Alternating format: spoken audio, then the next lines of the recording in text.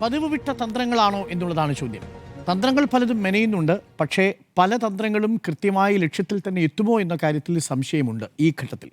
നമുക്ക് ആദ്യം UDF-ൻ്റെ കാര്യത്തിലേക്ക് വരാം, പിന്നീട് LDF-ൻ്റെയും. 3 കാര്യങ്ങളാണ് പ്രധാനമായും ഞാൻ പറയാൻ പോകുന്നത്. ഒന്ന്, എന്താണ് ഈ തിരഞ്ഞെടുപ്പിന് ശേഷം നമ്മുടെ മുന്നിൽ അനാവൃതമാകുന്ന ചിത്രം? രണ്ടാമത്തത്, എന്താണ് ഈ തെരഞ്ഞെടുപ്പിൽ ഉപയോഗിക്കാൻ പോകുന്ന സ്ട്രാറ്റജി? അതിനെ എങ്ങനെയാണ് LDF പ്രതിരോധിക്കാൻ പോകുന്നത്? മൂന്നാമത്തത്, സ്ഥാനാർത്ഥി നിർണ്ണയം അടക്കമുള്ള കാര്യങ്ങളിൽ എന്തുകൊണ്ടാണ് ഈ നേരത്തെ തന്നെ ഒരു തീരുമാനമുണ്ടാവുന്നതും 2 ടേം വ്യവസ്ഥയൊക്കെ തൽക്കാലത്തേക്ക് മാറ്റിവെക്കാമെന്ന് തീരുമാനിക്കുന്നതും. ഞാൻ ആദ്യം വരാം. ഈ തദ്ദേശ തിരഞ്ഞെടുപ്പിന് ശേഷം നമ്മുടെ മുന്നിൽ UDF-ൻ്റെ വളരെ ഒരു പക്ഷേ പരിഹാസമെന്ന് പറയാവുന്ന ഒരു ചിത്രം അനാവൃതമായിട്ടുണ്ട്.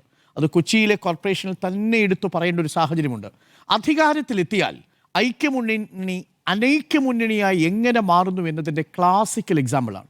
നോക്കൂ, സ്വപ്നതുല്യമായ വിജയമല്ലേ എറണാകുളത്തെ കോർപ്പറേഷനിൽ UDF നേടിയത്? അതും ഏറ്റവും നന്നായി ഈ കഴിഞ്ഞ തദ്ദേശ തിരഞ്ഞെടുപ്പിലെ 6 കോർപ്പറേഷനുകളിലെ മിന്നും വിജയമെന്ന് ഞാൻ പറയും. എന്തുകൊണ്ടെന്നാൽ എറണാകുളം കോർപ്പറേഷനിൽ കഴിഞ്ഞ 5 വർഷക്കാലത്തെ ഭരണമെന്ന് പറയുന്നത് ഗംഭീരമായിരുന്നു എന്ന് തന്നെയാണ് എൻ്റെ വ്യക്തിപരമായിട്ടുള്ള വിലയിരുത്തൽ.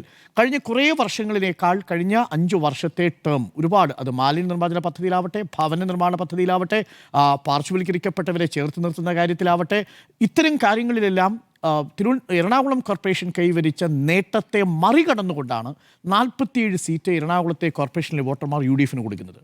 അപ്പോൾ ആ വോട്ടർമാരോട് വിനീതമായ ഒരു മര്യാദ കാണിക്കണ്ടേ? ഇപ്പോൾ എന്താ പുറത്തു വന്നത്? 2 അഭിപ്രായങ്ങളാണ് നമ്മൾ കേട്ടത്. അതിലൊന്ന് മാത്യു കുൽനാടിൻ്റെ ഒരു അഭിപ്രായം നമ്മൾ കേട്ടു. പാർലമെൻ്ററി പാർട്ടി ജനാധിപത്യത്തിൽ എല്ലാ കാര്യങ്ങളും ജനാധിപത്യത്തിൻ്റെ മാനദണ്ഡങ്ങൾ അനുസരിച്ചാണോ തീരുമാനിക്കപ്പെടുന്നത് എന്നതാണ് ഒരു ചോദ്യം. അത് ആരെ ലക്ഷ്യം വെച്ചുള്ളതാണെന്ന് നേരത്തെ സ്മൃതി പറഞ്ഞു. അത് കൃത്യമായും VD സതീശനെ ലക്ഷ്യം വെച്ചിട്ടുള്ളതാണ്. പ്രേക്ഷകർക്കറിയാം എങ്ങനെയാണ് രമേശ് ചെന്നിത്തലയെ പാർലമെൻ്ററി പാർട്ടി അംഗങ്ങളുടെ പിന്തുണയുണ്ടായിട്ടും പ്രതിപക്ഷ നേതാവായി പരിഗണിക്കാതിരുന്നത്, എങ്ങനെയാണ് VD സതീശനെ പരിഗണിച്ചത് എന്നുള്ളത് പ്രേക്ഷകർക്കറിയാവുന്ന കാര്യമാണ്. നോക്കൂ, ഇവിടെ ഭൂരിപക്ഷമാണോ പരിഗണിച്ചത്? അല്ല. അതാണ് ഇതിലെ കൗതുകകരമായ കാര്യം. ഈ കോർ കമ്മിറ്റി കൂടിയില്ല എന്നൊക്കെ പറയുമ്പോഴും ഇതിന് നിയുക്തരായിരിക്കുന്ന ഈ DCC പ്രസിഡന്റ് ആണെങ്കിലും ശരി, ബാലസുബ്രഹ്മണ്യൻ ആണെങ്കിലും ശരി, ഡൊമിനിക് പ്രസന്റേഷൻ ആണെങ്കിലും ശരി, ഇവർ കൂടിയിരുന്ന് കൗൺസിലർമാരുടെ അഭിപ്രായം ചോദിച്ചപ്പോൾ 21 പേർ പിന്തുണച്ചയാൾ ഷൈനി മാത്യു ആണ്. ഏറ്റവും കൂടുതൽ ആളുകൾ പിന്തുണച്ച ഷൈനി മാത്യുവിന് 2ാമത്തെ ടേം കൊടുക്കുന്നു. അതിൽ കുറച്ച് പിന്തുണച്ച മിനിമോൾക്ക് 1ാമത്തെ ടേം കൊടുക്കുന്നു. ഇതിലൊരു മറ്റൊരു പ്രധാനപ്പെട്ട കാര്യമുണ്ട്. എങ്ങനെയാണ് ഒരു പാർട്ടി ഔദ്യോഗികമായി ഇങ്ങനെ ഒരു പ്രഖ്യാപനം നടത്തുന്നത്? പക്ഷെ അവിടെ ഒരു കാര്യമുണ്ട്. മിനിമോൾക്ക് നേരത്തെ 3 വർഷം എന്നുള്ളതിൽ മിനിമോൾക്ക് 9 മാസമേ കിട്ടിയുള്ളൂ. ആയിക്കോട്ടെ, പക്ഷേ എങ്ങനെയാണ് നിങ്ങൾ ഭൂരിപക്ഷം അനുസരിച്ചാണെങ്കിൽ 21 പേർ പിന്തുണച്ച ഒരാൾ എങ്ങനെ 2ാം സ്ഥാനത്ത് വരിക? 17 പേർ പിന്തുണച്ച ആൾ എങ്ങനെ 1ാം സ്ഥാനത്ത് വരിക? 4 പേരെ പിന്തുണച്ചയാളെ എങ്ങനെയാണ് മേയറാക്കാമെന്ന് നേരത്തെ തത്വത്തിൽ തീരുമാനമെടുക്കുക? അപ്പോൾ അതിലെവിടെയാണ് നിൽക്കുന്നത്? നിങ്ങൾ ഭൂരിപക്ഷ അടിസ്ഥാനത്തിലാണോ നിൽക്കുന്നത്? അങ്ങനെയാണെങ്കിൽ ഷൈനി മാത്യു 1ാം സ്ഥാനത്ത് വരണം. അതുകൊണ്ടാണ് അജയ് തറയിലും ദീപ്തി മേരി വർഗീസും അടക്കം പറയുന്നത് നിങ്ങൾ പരിഗണിച്ചത് ഭൂരിപക്ഷമേ അല്ല. അപ്പോൾ നിങ്ങൾ പരിഗണിച്ചത് എന്താണ്? മറ്റു മാനദണ്ഡങ്ങളാണ്. മിനിമോൾ മോശം കാൻഡിഡേറ്റ് ആണെന്നുള്ള അഭിപ്രായം എനിക്കില്ല. പക്ഷേ ദീപ്തി മേരി വർഗീസിൻ്റെ അയോഗ്യത എന്തായിരുന്നു? ദീപ്തി മേരി വർഗീസിന് വളരെ കുറച്ച് കൗൺസിലർമാരുടെ പിന്തുണയെ കിട്ടിയിട്ടുള്ളൂ. അങ്ങനെയാണെങ്കിൽ ദീപ്തി മേരി വർഗീസിനെ മുന്നിൽ നിന്ന് നയിച്ചുകൊള്ളാൻ എന്തുകൊണ്ടാണ് പ്രതിപക്ഷ നേതാവ് പറഞ്ഞത്? എന്താണ് ആ കൊടുത്ത സന്ദേശം? അപ്പോൾ ഒടുവിൽ അധികാരം എത്തിക്കഴിഞ്ഞാൽ സഭാ നേതൃത്വമാണെങ്കിലും സമുദായ ശക്തികളാണെങ്കിലും അധികാരത്തിനു വേണ്ടി സ്വാധീനം ചെലുത്തുമ്പോൾ അതിന് കീഴടങ്ങുന്ന മുന്നണിയാണ് എന്ന സന്ദേശമാണോ നൽകുന്നത്? അതുകൊണ്ടാണ് അധികാരത്തിലെത്തിയാൽ ഐക്യമുന്നണി അനൈക്യമുന്നണിയായി മാറുന്നു. ഡെപ്യൂട്ടി മേയർ സ്ഥാനത്തിൽ ലീഗിന് അതൃപ്തി ഉണ്ടെന്നേ. ലീഗിൻ്റെ അതൃപ്തി പരസ്യമായി തന്നെ രേഖപ്പെടുത്തി. എറണാകുളം പോലൊരു കോർപ്പറേഷൻ അധികാരം പിടിച്ചു വരുമ്പോൾ അതിൻ്റെ അധികാരത്തിൻ്റെ വിഹിതം പങ്കിടാൻ വേണ്ടി വരുന്ന മനുഷ്യർ അവരെ അന്വയിപ്പിച്ച് കൊണ്ടുപോകാൻ കഴിയാത്ത സാഹചര്യം ഉണ്ടാകുന്നു. ഈ പരാജയം LDF-ന് കിട്ടിയിട്ട് ഇത്രയും നാളായല്ലോ. ഒരു പരസ്യമായ പ്രതികരണം നിങ്ങൾ എവിടെയെങ്കിലും കേട്ടോ? LDF-ൻ്റെ ഏതെങ്കിലും ഘടകകക്ഷിയിൽ നിന്ന് CPയിൽ വിമർശനമുണ്ടായി. പാർട്ടിക്കുള്ളിൽ ഒരുപക്ഷെ ജോസ് കെ മാണിയുടെ പാർട്ടിക്കുള്ളിലും വിമർശനം ഉണ്ടായിട്ടുണ്ടാവാം. പുറത്തൊരൊറ്റ നേതാവും പിണറായി വിജയനെതിരെയോ ഈ മുന്നണിക്കെതിരെയോ അഭിപ്രായം പറഞ്ഞതായിട്ട് നമ്മൾ കേട്ടോ? ആരും പറയുന്നില്ല. ആരും പറയാത്ത സാഹചര്യമാണ്. അതാണ് മുന്നണിയുടെ കെട്ടുറപ്പ് എന്ന് പറയുന്നത്. ഇത് നിയമസഭാ തെരഞ്ഞെടുപ്പിൽ ഒരു വലിയ പ്ലസ് പോയിന്റാണ് LDF-നെ സംബന്ധിച്ച്.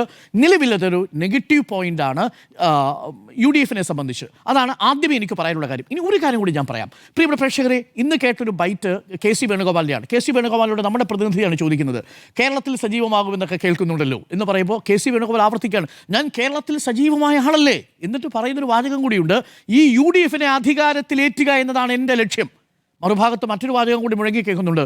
വനവാസത്തിന് പോകും UDF അധികാരത്തിൽ എത്തിയിട്ടില്ലെങ്കിൽ എന്ന് പറയുന്നത് പ്രതിപക്ഷ നേതാവാണ്. ഞാൻ ആ വാചകത്തോട് വ്യക്തിപരമായി വിയോജിക്കുന്ന ആളാണ്. കാരണം ഒരു രാഷ്ട്രീയ നേതാവ് തെരഞ്ഞെടുപ്പിൽ അധികാരത്തിൽ ഒരു സർക്കാരിനെ ഏറ്റുക എന്ന ഉദ്ദേശത്തോടു കൂടി പ്രവർത്തിക്കേണ്ട ആളാണോ? പ്രത്യേകിച്ച് കോൺഗ്രസ് പാർട്ടിയിൽ.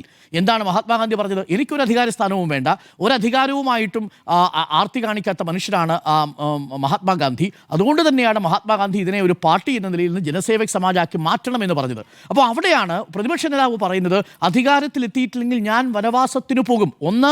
എന്ന് പറഞ്ഞാൽ അതിൻ്റെ അർത്ഥം എന്താ? അധികാരത്തിലെത്തിയാൽ ഞാൻ രാജപദവിയിലേക്കുണ്ടാവും എന്നുള്ളതിൻ്റെ നേരെ കൃത്യമായിട്ടുള്ള സന്ദേശമാണ്, വിരുദ്ധ യുക്തിയാണ് അദ്ദേഹം അവിടെ പ്രയോഗിച്ചിരിക്കുന്നത്. അത് അദ്ദേഹത്തിന് അപ്പോൾ KC വേണുഗോപാൽ ഒരു ഭാഗത്ത് നിൽക്കുന്നു, VD സതീശൻ ഒരു ഭാഗത്ത് നിൽക്കുന്നു. ഈ നിയമസഭാ തെരഞ്ഞെടുപ്പ് വന്നാൽ അതിൻ്റെ ക്രെഡിറ്റ് കൊണ്ടുപോകാൻ. പക്ഷേ ക്രെഡിറ്റിനും അപ്പുറത്തേക്ക് എനിക്ക് പ്രതിപക്ഷ നേതാവിൻ്റെ സ്റ്റേറ്റ്മെൻറ്റിനുള്ള വ്യക്തിപരമായ വിയോജിപ്പ് എന്ന് പറയുന്നത് ഒരു രാഷ്ട്രീയ നേതാവ് അധികാരത്തിനു വേണ്ടി ആകരുത് വനവാസത്തിന് പോകണമോ രാഷ്ട്രീയത്തിൽ തുടരണമോ എന്നൊക്കെ തീരുമാനിക്കുന്നത്. പകരം ജനസേവനമാണല്ലോ രാഷ്ട്രീയം എന്ന് പറയുന്നത്. അടുത്ത തെരഞ്ഞെടുപ്പിൽ ചിലപ്പോൾ 1-2 സീറ്റിന് UDF പരാജയപ്പെട്ടാൽ VD സതീശനെ പോലെ ഒരു പ്രതിപക്ഷ നേതാവ്, ഒരു മികച്ച രാഷ്ട്രീയ നേതാവ് വനവാസത്തിന് പോകണമെന്ന് ആരെങ്കിലും ആഗ്രഹിക്കുമോ? അതെന്തുകൊണ്ടാണ് പ്രതിപക്ഷ നേതാവിന് അങ്ങനെ തോന്നുന്നത് മനസ്സിലാവുന്നില്ല. മറുഭാഗത്ത് ഇതേ ചോദ്യം CPM പാർട്ടി സെക്രട്ടറിയോട് ചോദിച്ചു. അദ്ദേഹം പറഞ്ഞത് ഞാൻ വനവാസത്തിനൊന്നും പോകുന്നില്ല. അതിൻ്റെ കാരണം എന്താ? അധികാരം എന്ന് പറയുന്നത് CPM എന്ന് പറയുന്ന പാർട്ടിയെ സംബന്ധിച്ച് ഒരു പാർലമെന്ററി പാർട്ടി പ്രവർത്തനം എന്ന് പറയുന്ന ഒരു പാർട്ടി പ്രവർത്തനമാണ്. എന്നാൽ അതിനും അപ്പുറത്തേക്ക് സംഘടനാ പ്രവർത്തനത്തിൽ താല്പര്യമുള്ള നിരവധി ആളുകളുണ്ട്. അപ്പോൾ തീർച്ചയായിട്ടും അടുത്ത വർഷം അടുത്ത ഒരു ടേം UDF പ്രതിപക്ഷത്താണെങ്കിൽ ഞാൻ പ്രതിപക്ഷ നേതാവായിട്ട് ഇരിക്കാനില്ല എന്നാണോ പറയുന്നത്? അപ്പോൾ ഇതൊക്കെ കൊടുക്കുന്നത് തെറ്റായ സന്ദേശമാണ്. അതിന് ഒരുപാട് ആളുകൾ അതിൻ്റെ ക്രെഡിറ്റ് ഏറ്റെടുക്കാൻ വേണ്ടി പല ഭാഗത്ത് നിൽക്കുന്നു എന്നുള്ളതാണ്. അതുകൊണ്ട് ഇതൊരു ഐക്യമുന്നണി ആകുന്നത് അധികാരമില്ലാത്തപ്പോഴാണ്, അനൈക്യമുന്നണിയായിട്ട് മാറുന്നത് അധികാരമുള്ളപ്പോഴാണ് എന്നുള്ളത് പല ഘട്ടങ്ങളിലും നമ്മൾ അറിഞ്ഞു. 5ാം മന്ത്രി വിവാദം മുതൽ അത് നമ്മൾ കണ്ടതാണ്. എങ്ങനെയാണ് മുസ്ലിം ലീഗ് അവരുടേതായ നിലയിൽ 5ാം മന്ത്രിയെ പ്രഖ്യാപിക്കുന്നത് എന്ന് നമ്മൾ കണ്ടതാണ്. സമുദായ അംഗങ്ങളുടെയും സമുദായ നേതാക്കളുടെയും ഒക്കെ സ്വാധീനം, അത് സഭകളുടേതാണെങ്കിലും സമുദായങ്ങളുടെ ആണെങ്കിലും ഒക്കെ സ്വാധീനത്തിന് എങ്ങനെയാണ് ഐക്യജനാധിപത്യ മുന്നണി വഴങ്ങുന്നത്, എങ്ങനെയാണ് കീഴടങ്ങുന്നത് എന്നത് നമ്മൾ പല ഘട്ടങ്ങളിലൂടെയും കണ്ടതാണ്. അതുകൊണ്ട് ഇനി പുതിയ തന്ത്രങ്ങൾ ഐക്യമുന്നണി രൂപീകരിക്കുന്നില്ല എന്നതാണ്. പ്രത്യേകിച്ച് മുന്നണിയായി നിലനിൽക്കാൻ സഭാ താല്പര്യങ്ങളെ കീഴടങ്ങാതിരിക്കുക എന്ന നിലപാട് സ്വീകരിക്കാനൊന്നും പറ്റിയ നേതാക്കൾ ഇപ്പോഴില്ല. അവരെല്ലാവരും താല്പര്യങ്ങൾ പരിഗണിക്കുന്നതുകൊണ്ട് കുഴപ്പമില്ല. പക്ഷേ ഒരു മതേതരത്വ സങ്കല്പത്തിനുമേൽ കളങ്കം ചാർത്തുന്ന തരത്തിൽ ചില താല്പര്യങ്ങൾക്ക് വശപ്പെട്ടു പോകുന്നത് ശരിയല്ല എന്നതാണ് ഈ വിഷയത്തിൽ എൻ്റെ ടേക്ക്. ഇനി രണ്ടാമത്തെ ഒരു കാര്യം, എന്തുകൊണ്ടാണ് അടുത്ത സ്ട്രാറ്റജി എങ്ങനെയായിരിക്കും? സ്വർണ്ണക്കൊള്ളയായിരുന്നല്ലോ പ്രധാനപ്പെട്ട സ്ട്രാറ്റജിയായിട്ട് തദ്ദേശ തെരഞ്ഞെടുപ്പിൽ ഉപയോഗിച്ചത്. ഒരു പാരഡിപ്പാട്ടാണല്ലോ അതിലെ പ്രധാനപ്പെട്ട ടൂളായി തീർന്നത് എന്നാണ് UDF കരുതുന്നത്. ഞാനിപ്പോഴും കരുതുന്നില്ല. ആ പാരഡിപ്പാട്ടല്ല യഥാർത്ഥത്തിൽ ഈ തെരഞ്ഞെടുപ്പിനെ പൂർണ്ണമായും സ്വാധീനിച്ചിട്ടുള്ളത്. ഞാൻ അങ്ങനെ കരുതാൻ ആഗ്രഹിക്കുന്നതേയില്ല. എന്തുകൊണ്ടെന്നാൽ അതെല്ലാം തദ്ദേശമായിട്ട് വിലയിരുത്തപ്പെട്ടതിന് മുന്നിൽ ഭരണവിരുദ്ധ വികാരത്തിലെ ഒരു ഘടകം മാത്രമാണ്. പക്ഷേ നോക്കൂ, ഇന്നിപ്പോൾ മുഖ്യമന്ത്രിയും പറഞ്ഞിട്ടുണ്ട്. അതിനകത്ത് മുഖ്യമന്ത്രി പറഞ്ഞിരിക്കുന്ന സ്റ്റേറ്റ്മെന്റ് അതാണ്. ഞാനും അങ്ങനെ വിശ്വസിക്കുന്നു. കാരണം പാരഡിപ്പാട്ടൊക്കെ പോപ്പുലർ ആവുന്നത് ഈ തദ്ദേശ തിരഞ്ഞെടുപ്പ് വന്നതിന് ശേഷമാണ്. നമ്മളടക്കം ഈ പാരഡിപ്പാട്ട് കേൾക്കുന്നതും നമ്മളടക്കം അത് ചർച്ച ചെയ്യുന്നതും അപ്പോഴാണ്. എന്നാൽ ചിലയിടങ്ങളിൽ ആ പാട്ടൊക്കെ ഉപയോഗിച്ചിട്ടുണ്ട് എന്നുള്ളത് സത്യമാണ്. പക്ഷേ നിയമസഭാ തെരഞ്ഞെടുപ്പിൽ ആ പാരഡിപ്പാട്ട് ഉപയോഗിക്കാനുള്ള രാഷ്ട്രീയ സാഹചര്യം UDF ഇല്ല എന്നതാണ് എൻ്റെ വിലയിരുത്തൽ. കാരണം ഇപ്പോൾ പാരഡിപ്പാട്ട് തന്നെ ഒരു വലിയ പ്രതിരോധമായി CPM സ്വീകരിച്ചുകൊണ്ടിരിക്കുകയാണ്. അതിൻ്റെ തുടക്കമാണ് ഇന്ന് മുഖ്യമന്ത്രി പറഞ്ഞ ആ വാചകം. വളരെ പ്രസക്തമായ ചോദ്യങ്ങളല്ലേ? ഇത് കേട്ടുകൊണ്ടിരിക്കുന്ന പ്രേക്ഷകർക്കും സംശയമുണ്ടാവില്ലേ? എങ്ങനെയാണ് 2014-ലാണെങ്കിൽ അതെന്നാണെന്ന് പോലും നമുക്കറിയില്ല, ജൻപഥിൽ ഏറ്റവും സെക്യൂരിറ്റിയുള്ള സുരക്ഷാ സംവിധാനങ്ങളുള്ള സോണിയാഗാന്ധിയുടെ വസതിയിലേക്ക് ഉണ്ണികൃഷ്ണൻ പോറ്റിക്ക് എങ്ങനെ 2 തവണ ആക്സസ് കിട്ടി? ഒരു തവണയാണെങ്കിൽ നമുക്ക് മനസ്സിലാക്കാം. ഒരു നേതാവിനെ കാണാൻ പോകാൻ വേണ്ടി ഉണ്ണികൃഷ്ണൻ പോറ്റി എന്ന് പറയുന്ന ഒരു കള്ളന്, ഉണ്ണികൃഷ്ണൻ പോറ്റി എന്ന് പറയുന്ന ഒരു സ്വർണ്ണക്കൊള്ളക്കാരന് സോണിയാഗാന്ധിയെ കാണാൻ ഒരു ആഗ്രഹം ഉണ്ടാവുന്നു. അദ്ദേഹം ഒരു പോറ്റി എന്ന വേഷമിട്ട് അദ്ദേഹം ഒരു താന്ത്രിക വിധിയൊക്കെ അറിയാവുന്നയാൾ എന്ന നിലയിൽ പോയി ഒരു ചരട് വെട്ടിക്കൊടുക്കാൻ ഒരു താല്പര്യമുണ്ടാവുന്നു. അങ്ങനെ പാവം സോണിയാഗാന്ധിയെ പോയി കാണാൻ തീരുമാനിക്കുന്നു. ഒരു തവണ മനസ്സിലാക്കാം, ശരി, അത് ആന്റണിയോ അടൂർ പ്രകാശോ അതല്ലെങ്കിൽ മറ്റേതെങ്കിലും കോൺഗ്രസ് നേതാവിൻ്റെ പിന്തുണയിലായിരിക്കുമല്ലോ. അതല്ലാതെ സോണിയാഗാന്ധിയെ കാണാൻ നമുക്ക് ആർക്കും കഴിയില്ല.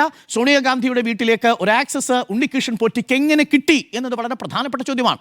രണ്ടാമത്തെ തവണയും അവിടെ പോകുന്നുണ്ട്. ആ രണ്ടാമത്തെ തവണ പോകുമ്പോൾ കയ്യിൽ കുറച്ച് സമ്മാനങ്ങളുമായിട്ടാണ് പോകുന്നത്, ഗിഫ്റ്റുമായിട്ടാണ് പോകുന്നത്. എന്താണ് ഉണ്ണികൃഷ്ണൻ പോറ്റി എന്ന സ്വർണ്ണക്കൊള്ളക്കാരന് ഈ പറയുന്ന സോണിയാഗാന്ധിയുടെ വസതിയിൽ ഒരു ഗിഫ്റ്റുമായി പോയി കാണാൻ? ഇതേ ദൃശ്യം നിങ്ങൾ തിരിച്ച് മുഖ്യമന്ത്രിയുടെ വസതിയിലേക്ക് കൊണ്ടുവന്നു എന്ന് കരുതുക. മുഖ്യമന്ത്രിയുടെ ക്ലിഫ് ഹൗസിൽ ഈ ഉണ്ണികൃഷ്ണൻ പോറ്റി മുഖ്യമന്ത്രിയുടെ ഭാര്യയുടെയും മുഖ്യമന്ത്രിയുടെ മകളുടെയും സാന്നിധ്യത്തിൽ ഒരു ഗിഫ്റ്റ് മുഖ്യമന്ത്രിയുടെ കൈകളിൽ കൊടുക്കുന്ന ഒരു ചിത്രമുണ്ടെങ്കിൽ അതിനെ എങ്ങനെയായിരിക്കും രാഷ്ട്രീയമായി കേരളം വീക്ഷിക്കുക? അപ്പോൾ സോണിയാഗാന്ധിയുടെ കയ്യിൽ ഗിഫ്റ്റ് കൊടുത്തതിനെ കുറ്റം പറയല്ല. ഒരു തവണ നമുക്ക് മനസ്സിലാക്കാം, 2 തവണ എങ്ങനെ ആക്സസ് കിട്ടി? ഇത്രയും സുരക്ഷാ സംവിധാനങ്ങൾ മറികടന്ന് അതിന് തൃപ്തികരമായ ഉത്തരം UDF കോൺഗ്രസിലെയോ നേതാക്കൾ ഇതുവരെയും പറഞ്ഞിട്ടില്ല. പകരം അവർ എങ്ങനെയാണ് അടൂർ പ്രകാശൻ ഉണ്ണികൃഷ്ണൻ പോറ്റിയുമായി ബന്ധം, എന്താണ് ആന്റണിക്ക് ഈ പറയുന്ന ഉണ്ണികൃഷ്ണൻ പോറ്റിയുമായിട്ടുള്ള ബന്ധം, പ്രയാർ ഗോപാലകൃഷ്ണൻ എന്തുകൊണ്ടാണ് നിർണായകമായ ഘട്ടങ്ങളിലെല്ലാം ഉണ്ണികൃഷ്ണൻ പോറ്റിയെ സന്നിധാനത്തെ പരിപാടികളിൽ പങ്കെടുപ്പിച്ചത്? പ്രധാനപ്പെട്ട ചോദ്യങ്ങളല്ലേ. 2014 മുതൽ ഉണ്ണികൃഷ്ണൻ പോറ്റിക്ക് അവിടെയുള്ള സ്വാധീനം, ആ സ്വാധീനം രാഷ്ട്രീയ അതീതമാണെങ്കിൽ അതേ കാര്യം തന്നെയല്ലേ ഇപ്പുറത്തും സംഭവിച്ചിട്ടുള്ളൂ എന്നുള്ളതാണ് ചോദ്യം.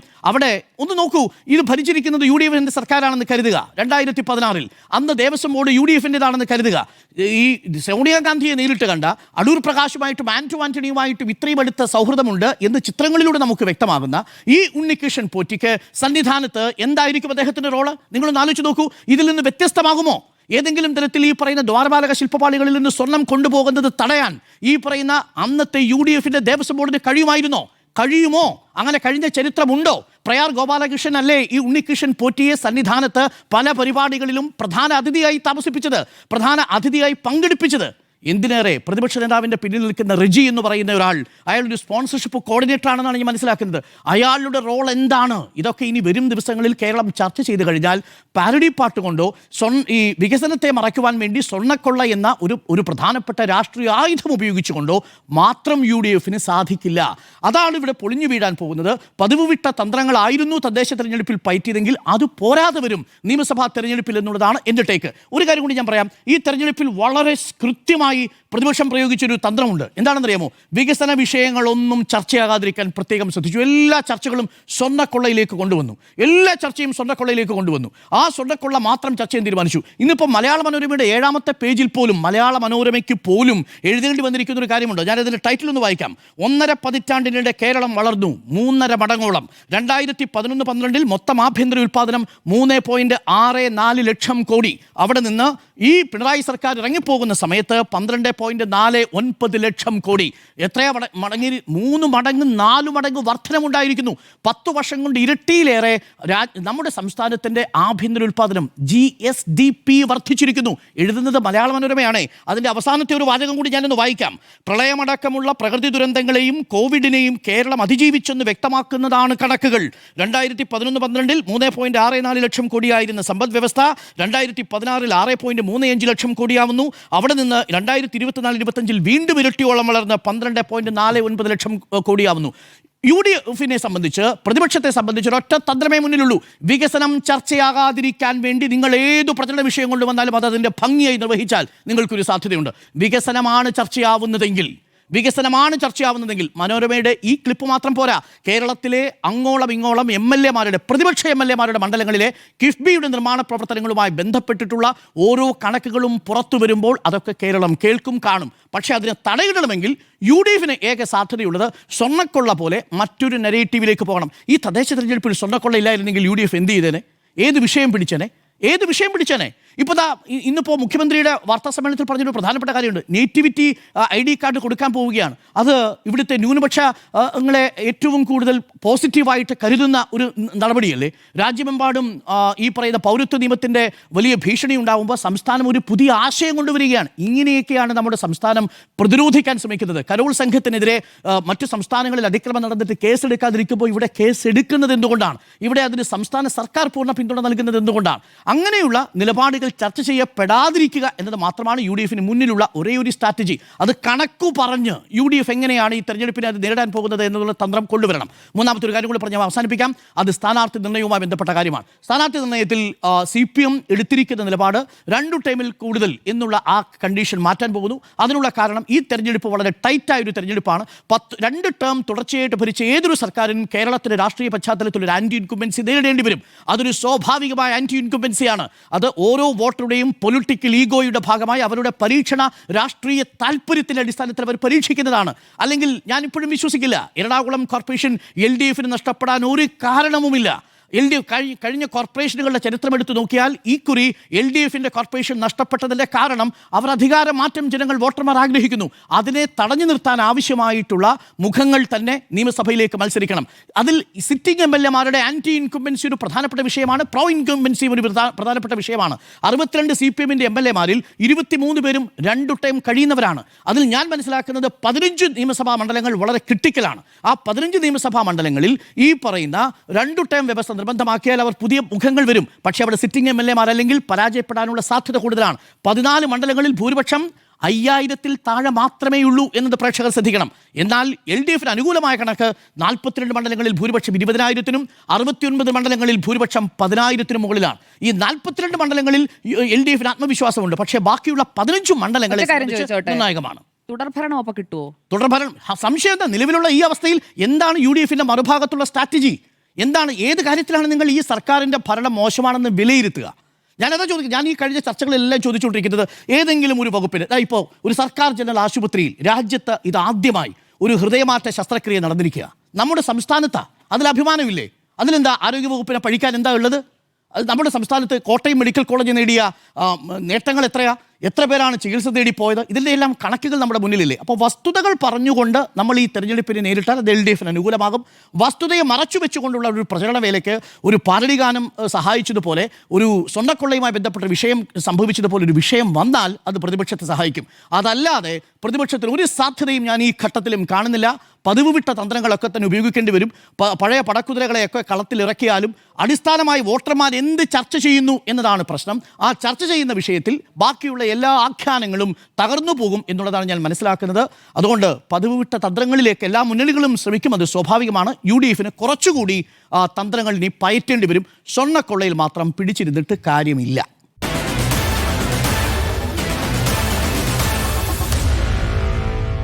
Meet the editors.